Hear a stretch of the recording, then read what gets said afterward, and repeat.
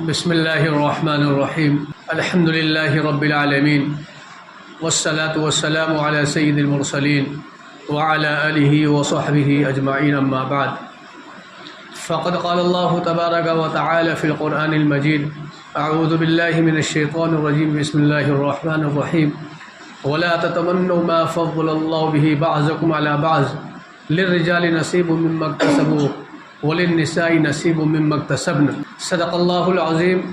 محترم سامعین و حاضرین جمعہ، اللہ تبارک و تعالیٰ کا احسان و کرم ہے کہ اللہ تبارک و تعالیٰ ہم سبوں کو اپنے گھروں میں آنے کی توفیق عطا فرمائی۔ ابھی جو قرآن کریم کی آیت پڑھی گئی ہے، اس آیت کریمہ کے اندر اللہ تبارک و تعالیٰ ایک خاص مضامین کا ذکر فرما رہے ہیں، اور وہ ایک خاص مضامین ایک دوسرے سے مشابہت اختیار کرنے میں ہے۔ اللہ تبارک و تعالیٰ نے ہر ایک کو ایک فضیلت عطا فرمائی ہے ایک دوسرے کے اوپر، اور اللہ تبارک و تعالیٰ ایک دوسرے سے ممتاز فرمایا ہے۔ ہر ایک انسان، مرد ہو یا عورت ہو، یہ دونوں آپس میں ایک دوسرے سے ممتاز ہے، اور دونوں کے اندر اللہ تبارک و تعالیٰ فرق رکھا ہے۔ دونوں کے اندر جو اللہ تبارک و تعالیٰ نے فرق رکھا ہے، یہ فرق ہمیں اور آپ کو باقی رکھنی چاہیے، اور شریعت کے اندر جن کے حدود بیان کیے گئے ہیں، اسی حدود کے اندر وہ چیزیں اچھی لگتی ہیں۔ مرد کے جو حدود بیان کیے گئے ہیں، مرد اسی حدود میں اچھے لگتے ہیں، اور عورتوں کے جو حدود بیان کیے گئے ہیں، عورتیں بھی اسی حدود کے اندر اچھی لگتی ہیں۔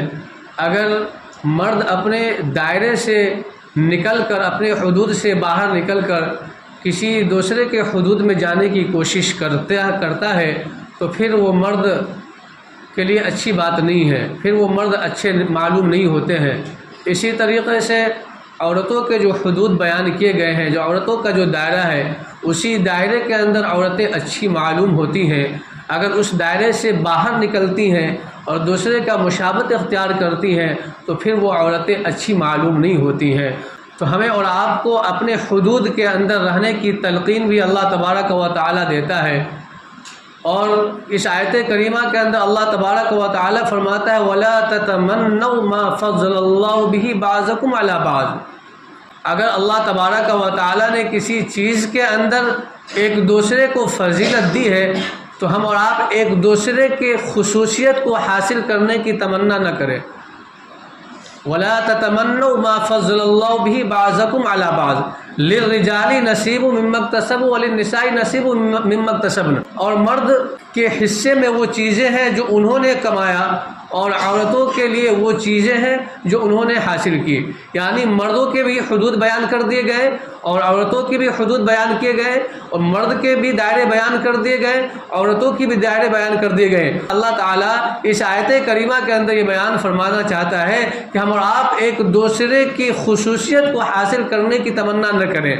جب تمنا کرنے سے منع کیا گیا، تو ایک دوسرے کی خصوصیت کو اپنے اندر لانے کی اگر کوشش کرتا ہے، اور ایک دوسرے کی خصوصیتوں کو اگر کوئی اپناتا ہے، تو پھر اس کے تعلق سے سخت وعیدیں بھی بیان فرمائی ہیں۔ پیارے نبی جناب محمد رسول اللہ صلی اللہ علیہ وسلم کے ایک حدیث ہے جو حضرت عبداللہ بن عباس رضی اللہ تعالیٰ عنہ کی روایت ہے۔ پیارے نبی جناب محمد رسول اللہ صلی اللہ علیہ وسلم ارشاد فرماتے ہیں، اللہ تبارک و تعالیٰ ان مردوں پر لعنت کرتا ہے جو عورتوں کی مشابہت اختیار کرتا ہے، اور اسی طریقے سے ان عورتوں پر اللہ تبارک و تعالیٰ لعنت کرتا ہے جو عورتیں مرد کی مشابہت اختیار کرتی ہے۔ تو اس حدیث کے اندر دونوں پر لعنتیں کی گئی ہیں، ایک دوسرے کی مشابہت اختیار کرنے میں۔ اگر مرد عورتوں کی مشابہت اختیار کرتا ہے، اس پر بھی اللہ کی لعنتیں کی گئی ہیں، اور عورتیں اگر مرد کی مشابہت اختیار کرتی ہیں، ان پر بھی اللہ کی لعنتیں کی گئی ہیں۔ اب سوال یہ ہے کہ مشابہت کن کن چیزوں میں کی جاتی ہے، اور کن کن چیزوں میں ہم اور آپ کرتے ہیں۔ تو مشابہت اختیار کرنے کے بہت سارے طریقے ہیں، خواہ وہ وہ مشابہت اختیار کی جائے انداز گفتگو کے اندر، یا مشابہت اختیار کی جائے چلنے کے انداز کے اندر، یا مشابہت اختیار کی جائے کپڑوں اور لباس کے اندر، یا مشابہت اختیار کی جائے چلنے کے ہر ایک طور طریقے کے اندر، یا مشابہت اختیار کی جائے بال کی کٹین کے اندر، یا مشابہت اختیار کی جائے عورتوں کے فیشن وغیرہ جو ہے ان تمام کے اندر، یا مشابہت اختیار کی جائے زیورات کے اندر، کسی بھی اعتبار سے اگر مشابہت اختیار کی جاتی ہیں تو اللہ تبارک و تعالیٰ کی لعنتیں ہیں جو بھی مشابہت اختیار کرتا ہے، جن کی مشابہت اختیار کرتا ہے۔ تو ہمیں اور آپ کو ایک دوسرے کی مشابہت اختیار نہیں کرنا، بلکہ اللہ تبارک و تعالیٰ نے جو حدود بیان کیا ہے اس حدود کے اندر ہمیں اور آپ کو رہنا ہے۔ لیکن ہماری صورتحال کیا ہے؟ ذرا ہم اپنی صورتحال پر ذرا غور کر لیں۔ ہمارے معاشرے کی اور ہماری سوسائٹی کی اور ہمارے سماج کے اندر اتنا بگاڑ پیدا ہو چکا ہے کہ ہم اور آپ اپنے حدود کو جانتے نہیں ہیں۔ ہمارا دائرہ کیا ہے، ہمارے حدود کیا بیان کیے گئے ہیں، ہمارے حدود کا علم نہیں ہے، لیکن دوسرے کے حدود کا علم ہے۔ مرد کو اپنے حدود کا علم ہونی چاہیے کہ مرد کے حدود کیا ہیں۔ مرد کے حدود جو بیان کیے گئے ہیں وہ حدود کے اندر انسان یعنی مرد رہے، اور جو عورتوں کے حدود ہیں اس حدود کے اندر عورتیں رہیں۔ لیکن مرد حضرات اپنے حدود کو بھول جاتا ہے، اپنے حدود پر نظر نہیں ڈالتا ہے، بلکہ عورتوں کے حدود کو اپنانے کی کوشش کرتا ہے اور عورتوں کے حدود میں جانے کی کوشش کرتا ہے۔ یہ سراسر خسران ہے، یہ سراسر ہمارے اور آپ کے لیے نقصان کا سودا ہے۔ ذرا ہم اور آپ اپنا جائزہ لے لیں۔ اللہ کے رسول جناب محمد رسول اللہ صلی اللہ علیہ وسلم جو ہے اس کے تعلق سے اہتمام کے طور پر صحابہ کرام سے بتایا بھی ہے۔ ایک واقعہ ملتا ہے کہ ایک صحابی کے ہاتھ کے اندر پیتل کا کرا تھا، یعنی ایک صحابی پیتل کا کرا پہنے ہوئے تھے۔ پیارے نبی جناب محمد رسول اللہ صلی اللہ علیہ وسلم اس کرے کو دیکھ کر ناراضگی کا اظہار فرمایا، اس کے بعد اس کرے کو نکال کر پھینکنے کا حکم بھی دیا۔ تو اس حدیث کے اندر دو باتیں، کہ ایک بات ہے کہ پیتل کا کرا پہننے پر پیارے نبی جناب محمد رسول اللہ صلی اللہ علیہ وسلم ناراضی کا اظہار فرماتے ہیں، دوسرے نمبر پر اس کرے کو نکال کر پھینکنے کا حکم بھی دیتے ہیں۔ ذرا ہم غور کر لیں کہ ہماری صورتحال کیا ہے۔ آج کل کی مرد کی صورتحال یہ ہے ہاتھوں میں کرا، آج کل مرد کی صورتحال یہ ہے ناک کو چھیدے جاتے ہیں، ناک میں بالیاں لٹکائی جاتی ہیں، کانوں کو چھیدے جاتے ہیں اور کانوں میں بالیاں لٹکائی جاتی ہیں۔ اسی طریقے سے پاؤں میں کالے دھاگے باندھے جاتے ہیں، اسی طریقے سے گلوں کے اندر چین ڈالے جاتے ہیں۔ یہ قطعاً جائز نہیں ہے، یہ شرعی طریقہ نہیں ہے، یہ اسلامی طریقہ نہیں ہے، یہ پیارے نبی کا طریقہ نہیں ہے، یہ حدیث کے مطابق و موافق نہیں ہے، یہ قرآن کریم کی تعلیمات نہیں ہے، بلکہ تمام قرآن کریم کی تعلیمات کے خلاف ہے، احادیث نبویہ کے خلاف ہے اور فرمان رسول کے خلاف ہے۔ ذرا ہم غور کر لیں ان تمام چیزوں کے اندر ہم اور آپ لگے ہوئے ہیں یا نہیں لگے ہوئے ہیں۔ ہماری نوجوان کی صورتحال یہ ہے کہ گلوں میں چین ڈالے ہوا ہوتا ہے، اسی طریقے سے ہاتھوں کے اندر کڑیا پہنتا ہے، ہاتھوں کے اندر چین ڈالتا ہے، اسی طریقے سے پاؤں کے اندر کالے دھاگے ڈالتا ہے، اسی طریقے سے کانوں کی چھدائی کرتا ہے اور کانوں کے اندر بالیاں ڈالتا ہے۔ یہ کون اسلامی طریقہ ہے؟ کون اسلامی شعار ہے؟ اسلامی شعار نہیں ہے۔ اگر کوئی آدمی پہنتا ہے، کڑا پہنتا ہے، کوئی آدمی گلے میں چین ڈالتا ہے، یہ ناجائز ہے اور حکم تحریمی کا درجہ رکھتا ہے، جو حرام کے قریب ہے۔ یہ ہمیں اور آپ کو سمجھنے کی ضرورت ہے۔ لیکن نوجوان کی صورتحال یہ ہے کہ اس میں بڑھتے چلے جا رہے ہیں۔ چھوٹا بچہ بیٹا پیدا ہوتا ہے، اس بیٹے کے ہاتھ میں کڑیاں ڈال دیتے ہیں، خواہ وہ کوئی بھی کڑیا ہو، چاندی ہو، سونا ہو، لوہے ہو، تانبا ہو یا کسی بھی چیز کا ہو، وہ جائز نہیں ہے شریعت کے اندر۔ غور کریں کہ وہ چھوٹا بچہ، اس کے اندر عقل نہیں ہے، وہ سمجھتا نہیں ہے، لیکن اس کے ماں باپ تو سمجھتے ہیں۔ اس کا ماں باپ تو بچہ نہیں ہے، اس کا ماں باپ ناعقل تو نہیں ہے، یہ بچہ تو ناعقل ہے لیکن ماں باپ ناعقل نہیں ہے، ماں باپ ناسمجھ نہیں ہے۔ اگر کوئی اولاد کو اب کڑا پہناتا ہے یا چین پہناتا ہے جبکہ وہ بچہ نابالغ ہے، جبکہ وہ بچہ ناسمجھ ہے، تو پھر اس کا ذمہ دار اس کے والدین ہوں گے۔ اس کا ذمہ دار ان کے والدین ہوں گے. اللہ تبارک و تعالی کے ہاں ان تمام چیزوں کا جواب ان کے والدین کو دینا ہوگا. لہٰذا ہم اور آپ جو ہے اپنے بچے کو یعنی مرد بچے کو اس تمام چیزوں سے پاک کرنے کی کوشش کریں. یہ محبت کی علامت نہیں ہے، یہ محبت کی علامت نہیں ہے. چھوٹا بچہ بیٹا پیدا ہوا اس کے ہاتھ میں کڑا ڈال دینا یہ محبت کی علامت نہیں ہے، یہ بچے سے دشمنی کی علامت ہے. یہ بچے سے دشمنی کی جا رہی ہے اور بچے کے دلوں کے اندر بات بٹھائی جا رہی ہے. یہ کڑا پہننا صحیح ہے، غلط نہیں ہے. یعنی یہ بات بٹھائی جا رہی ہے یہ کڑا پہننا غلط نہیں ہے، یہ چین پہننا غلط نہیں ہے. یہی چھوٹا بچہ بڑا ہو کر جو ہے وہ کڑا پہنے گا، یہی چھوٹا بچہ بڑا ہو کر گلے میں چین ڈالے گا، یہی چھوٹا بچہ بڑا ہو کر کانوں کے اندر چھدائی کرے گا اور کانوں کے اندر بالیاں ڈالے گا. اس لیے کہ بچپن سے جو ہے اس کا مزاج ایسا بن چکا ہے اور یہ مزاج ان کے ماں باپ بنایا ہے جس کی وجہ سے ان کے ماں باپ گنہگار سمجھے جائیں گے. اب سوال یہ ہے کہ اگر کوئی آدمی یہ کڑا پہن کر چاندی کا کڑا ہو یا کوئی بھی کڑا ہو خواہ وہ گلے میں چین ہو یہ پہن کر اگر نماز پڑھتا ہے تو نماز کا کیا حکم ہے؟ تو اس تعلق سے یاد رکھیں کہ جس طریقے سے کڑا پہننا ناجائز ہے اور مکروہ تحریمی ہے اسی طریقے سے اس چیز کے اندر یعنی یہ تمام چیزیں پہن کر نماز پڑھی گئی تو نماز بھی مکروہ سمجھی جائے گی. اس لیے کہ تین چیزوں کا پہننا جائز نہیں ہے. جب ناجائز چیز کو پہن کر اگر نماز پڑھی جائے گی تو اس کے اندر کراہت تو آئے گا ہی اور کراہت تو آنا ہی ہے. اسی طریقے سے یاد رکھیں کہ چاندی کے تعلق سے مرد کے لیے یہ بات ذہن میں رکھنی چاہیے صرف مرد کو انگوٹھی پہننا جائز ہے.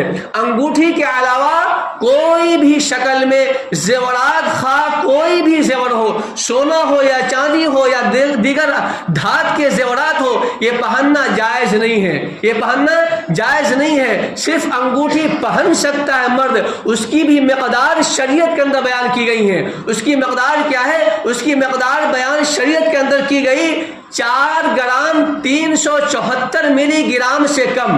4 گرام 374 ملی گرام سے کم اگر وہ چاندی کی انگوٹھیاں ہیں تو پھر وہ پہن سکتا ہے. بعض احباب دیکھیں گے انگلیاں میں 2-4 انگوٹھیاں لگائے رہتے ہیں. یہ فلاں پیر بابا نے دیا اور فلاں بزرگ نے دیا اور فلاں بیماری کی یہ انگوٹھیاں ہیں اور یہ ہارٹ کی ہے تو یہ فلاں چیز کی ہے. یہ کیا تماشا بنا رکھا ہے؟ کیا دین کا مذاق نہیں ہے؟ کیا شریعت کا مذاق نہیں ہے؟ ٹھیک ہے کسی بیماری کے لیے پہنا گیا لیکن اس کا وزن دیکھا جائے. اگر اس کا وزن زیادہ ہے تو خواہ وہ کسی بھی چیز کے لیے پہنا جائے گا تو وہ جائز نہیں ہوگا. کیا حرام طریقے سے حرام چیز سے اپنی بیماری کا علاج کیا جا سکتا ہے؟ نہیں کیا جا سکتا ہے. کیا شراب سے کوئی آدمی سمجھے کہ اپنی بیماری کا علاج کرا لے تو شراب سے بیماری کا علاج کیا جا سکتا ہے؟ نہیں کیا جا سکتا ہے. جب شراب حرام ہے تو حرام ہے، اس کا ایک قطرہ بھی حرام ہے اور ایک بالٹین بھی حرام ہے. اسی طریقے سے اگر شریعت کے اندر جو بیان کیے گئے چاندی کی حدود جو انگوٹھی کی شکل میں ہو اگر اس سے زیادہ پہنا جاتا ہے تو جائز نہیں ہے بلکہ حرام ہے حرام. یہ تمام زیورات عورتوں کے لیے ہیں تو عورتوں کی مشابہت اختیار نہیں کرنا. اللہ تبارک و تعالی ہمیں اور آپ کو مرد بنایا ہے اور مرد اسی وقت اچھا لگتا ہے جو اس کے حدود ہیں اس حدود میں مرد رہے. حدود سے باہر نکلے گا مرد وہ مرد نہیں ہے، وہ مرد نہیں ہے بلکہ وہ عورتوں کی مشابہت اختیار کرنے والا سمجھا جائے گا اور اس پر اللہ کی لعنتیں بھی ہیں اور اس پر اللہ کی لعنتیں بھی ہیں. اسی طریقے سے ذرا جائزہ لے لیا جائے بالوں کا. بال کیا کٹین اللہ کی پناہ. مرد حضرات کو دیکھیں گے بعض احباب اتنے لمبے بال رکھتے ہیں جس میں چونٹیاں گودھی جاتی ہیں اور چونٹیاں گودھتے بھی لوگ ہیں اور بال کو اکٹھا کرتے یہاں گادر لگاتے بھی ہیں لوگ. یہ کیا طریقہ ہے؟ یہ کیا طریقہ ہے؟ یہ اسلامی طریقہ ہے؟ نہیں اسلامی طریقہ نہیں ہے. یہ عورتوں کی مشابہت اختیار کرنا سمجھا جائے گا. جب عورتوں کی مشابہت اختیار کرنا سمجھا جائے گا تو اللہ کی لعنتیں بھی ہوں گی. اسی طریقے سے بعض عورتیں ہوتی ہیں جو مردوں کے اسٹائل میں بال کٹواتی ہیں. یہ بھی طریقہ صحیح نہیں ہے اور یہ طریقہ اس لیے صحیح نہیں ہے کہ عورتوں کا یہ طریقہ شریعت کے اعتبار سے نہیں ہے، شریعت کے مطابق و موافق نہیں ہے. جب شریعت کے مطابق و موافق نہیں ہے تو یہ بات غلط ہے اور شریعت کے خلاف سمجھا جائے گا. اسی طریقے سے کپڑے کا بھی جائزہ لے لیا جائے. کپڑا مرد حضرات جو ہے کپڑا پہنتے ہیں تو کپڑے کے اندر یہ ہے کہ سرخ یعنی لال کپڑا پہننا مرد کے لیے مکروہ ہے. لال کپڑا جو خالص لال کپڑا ہو, اس لال کپڑے کے اندر کوئی دوسرا کلر کی ملاوٹ نہ ہو. اگر خالص لال کپڑا اگر کوئی مرد پہنتا ہے تو یہ پھر یہ مکروہ ہے. مرد کے لیے خالص لال کپڑا پہننا جائز نہیں ہے, اس لیے کہ خالص لال جوڑا اور لال کپڑا عورتوں کے لیے ہے, مردوں کے لیے نہیں ہے. اور لال کپڑے کے اندر اور لال جوڑے کے اندر عورتیں اچھی لگتی ہیں, مرد اچھے نہیں لگتے ہیں. لہٰذا اگر کوئی آدمی کوئی مرد جو ہے لال کپڑا پہنتا ہے جس میں کوئی دوسرا کلر نہیں ملا ہوا ہوتا ہے تو پھر یہ جائز نہیں ہے بلکہ مکروہ ہے. لہٰذا اس سے بھی بچا جائے. اسی طریقے سے عورتوں کی جو بناوٹیں ہیں وہ الگ ہیں اور مرد کی جو بناوٹیں ہیں الگ ہیں. مرد کو اللہ تبارک و تعالیٰ نے الگ طریقے سے بنایا اور عورتوں کو اللہ تبارک و تعالیٰ نے الگ سے بنایا. مرد اور عورتوں کے اندر اللہ تعالیٰ نے فرق پیدا کیا ہے کہ عورتیں اور مرد جب کھڑے ہوں گے ایک ساتھ تو سمجھ میں بات آئے گی یہ عورتیں ہیں اور یہ مرد حضرات ہیں. لیکن ہماری صورتحال کیا ہے؟ ہماری صورتحال یہ ہے کہ کون مرد اور کون عورتیں کوئی فرق نہیں. چہرہ بھی ویسا, لباس بھی ویسا, طور طریقہ بھی ویسا, کھانے کا انداز بھی ویسا, بولنے کا انداز بھی ویسا, تمام ایک جیسے پائے جاتے ہیں. دونوں کے اندر جو ہے مشابہت پائی جاتی ہے, کوئی فرق سمجھ میں نہیں آتا ہے. یہی وجہ ہے کہ مرد حضرات جو ہے جب جاتے ہیں کہ کسی جگہ تو ان سے کوئی عورتیں پردہ نہیں کرتی ہیں, کوئی عورتیں پردہ نہیں کرتی ہیں, اس لیے کہ وہ سمجھتی ہے کہ داڑھی ہمارے پاس نہیں ہے, ان کے پاس بھی داڑھی نہیں ہے. وہ عورتیں سمجھتی ہیں میرے پاس مونچھ نہیں ہے, اس کے پاس بھی مونچھ نہیں ہے. عورتیں سمجھتی ہیں جیسا لباس میں نے پہن رکھی ہے ویسا لباس یہ بھی پہن رکھا ہے, دونوں میں تو کوئی فرق نہیں ہے. وہ عورتیں سمجھتی ہیں ہو سکتا ہے یہ میرے رشتے میں ساس لگ رہی ہو سکتا ہے یہ میرے رشتے میں ہماری بہو لگ رہی ہو سکتا ہے کہ میرے رشتے میں آپا لگ رہی ہو. یہ عورتیں سمجھتی ہیں جس کی بنیاد پر وہ عورتیں ان مرد سے پردہ نہیں کرتی ہیں, اس لیے کہ دونوں آپس میں برابر سمجھے جاتے ہیں شکل و صورت کے اعتبار سے, لباس کے اعتبار سے. لہٰذا ہم اور آپ اپنے چہروں کے اندر داڑھی سجانے کی کوشش کریں. مرد داڑھی کے اندر جتنا خوبصورت معلوم ہوتا ہے اور جتنا اچھا معلوم ہوتا ہے بغیر داڑھی کے معلوم نہیں ہوتا ہے. بغیر داڑھی کے مرد خوبصورت معلوم نہیں ہوتا ہے, اچھا معلوم نہیں ہوتا ہے. اور عورتیں بھی سمجھتی ہیں یہ ہمارے جیسے ہیں اور یہ ہمارے برابر ہیں, جس کی وجہ سے ان کی وقت نہیں ہوتی ہے. لیکن ایک داڑھی والا انسان, وہ پڑھا لکھا ہو نہ ہو, وہ انگوٹھا چھاپ کیوں نہ ہو, ایک گلی سے چلا جائے, عورتیں پردہ کرتی ہیں, عورتیں اپنے چہرے کو چھپاتی ہیں, عورتیں راستے سے ہٹ جاتی ہیں کہ ایک مرد آ رہا ہے. کیا سمجھتے ہیں عورتیں ایک مرد آ رہا ہے جس کی وجہ سے راستہ چھوڑ دیتی ہیں. لیکن بغیر داڑھی والے آتے ہیں تو سمجھتے ہیں نہیں مرد نہیں, ہمارے جیسے آ رہے ہیں, ہمارے جیسے آ رہے ہیں, جس کی وجہ سے وہ پردہ کرتی نہیں ہے. ذرا ہم اس کا جائزہ لیں اور اس کی فکر کریں اور ہم اور آپ ذرا اس پر بھی غور کریں کہ پیارے نبی جناب محمد رسول اللہ صلی اللہ علیہ وسلم داڑھی کے تعلق سے کیا باتیں بیان فرمائی ہے. داڑھی ایک مشت رکھنا واجب ہے, واجب. داڑھی ایک مشت کا رکھنا واجب ہے. جو انسان داڑھی نہیں رکھتا ہے ایک مشت اور ایک مشت سے کم پر کترواتا ہے اور کترتا ہے, اگر وہ امامت کرائے تو ان کی نماز مکروہ تحریمی سمجھی جائے گی. اور ایک مشت سے کم پر داڑھی کا کترنا اور کٹوانا جائز نہیں ہے, یہ واجب کا ترک سمجھا جائے گا, یہ ناجائز سمجھا جائے گا. لہذا داڑھی رکھنے کا اہتمام کیا جائے. کیا پیارے نبی نے داڑھی نہیں رکھی؟ کیا صحابہ نے داڑھی نہیں رکھی؟ کیا اکابرین نے داڑھی نہیں رکھی؟ کیا ہمارا چہرہ پیارے نبی سے زیادہ خوبصورت ہے؟ کیا ہمارا چہرہ صحابہ سے زیادہ خوبصورت ہے؟ کیا ہمیں اور آپ کو پیارے نبی کا چہرہ پسند نہیں؟ کیا ہمیں اور آپ کو صحابہ کا طریقہ پسند نہیں؟ کیا ہمیں اور آپ کو صحابہ کی داڑھی پسند نہیں؟ کیا ہمیں اور آپ کو اپنے اکابرین کا طریقہ پسند نہیں؟ کیا ہمیں اور آپ کو محدثین کا چہرہ پسند نہیں؟ کیا ہم اور آپ اپنے محدثین سے محبت نہیں کرتے؟ کیا ہم اور آپ اپنے نبی سے محبت نہیں کرتے؟ کیا ہم اور آپ اپنے صحابہ سے محبت نہیں کرتے؟ یقینی طور پر کرتے ہیں. جب یقینی طور پر زبان سے ہمارا دعویٰ ہے تو ایک کھوکھلا جھوٹا دعویٰ کیوں؟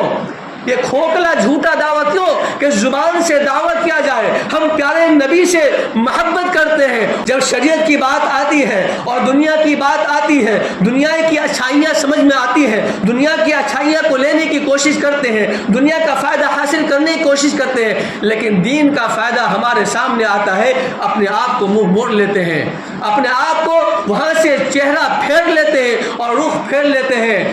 تو ذرا ہم اور آپ سمجھیں کہ اللہ تبارک و تعالیٰ کا طریقہ، پیارے نبی کا طریقہ، شریعت کا طریقہ، اسلام کا دائرہ اور اسلام کے طور طریقے کے اندر ہی اللہ تعالیٰ نے کامیابی رکھی ہے، اس کے علاوہ اللہ تعالیٰ نے کامیابی نہیں رکھی ہے۔ اسی طریقے سے بعض احباب ایسے ہوتے ہیں جو اپنے پاؤں میں اور اسی طریقے سے ہاتھ میں کالا دھاگا باندھتے ہیں۔ کالا دھاگا باندھتے کیوں؟ ان سے پوچھا جائے کالا دھاگا باندھتے کیوں ہیں تو ان کا جواب ہوتا ہے نظر نہیں لگے گی۔ ان کا جواب کیا ہوتا ہے؟ نظر نہیں لگے گی۔ کیا کالا دھاگے کے اندر اللہ تعالیٰ نے وہ اہمیت اس کی رکھی ہے، وہ فضیلت رکھی ہے؟ کیا آپ اس ذات کالا دھاگے سے کسی کی نظریں کٹ سکتی ہیں؟ نہیں کٹ سکتی ہیں۔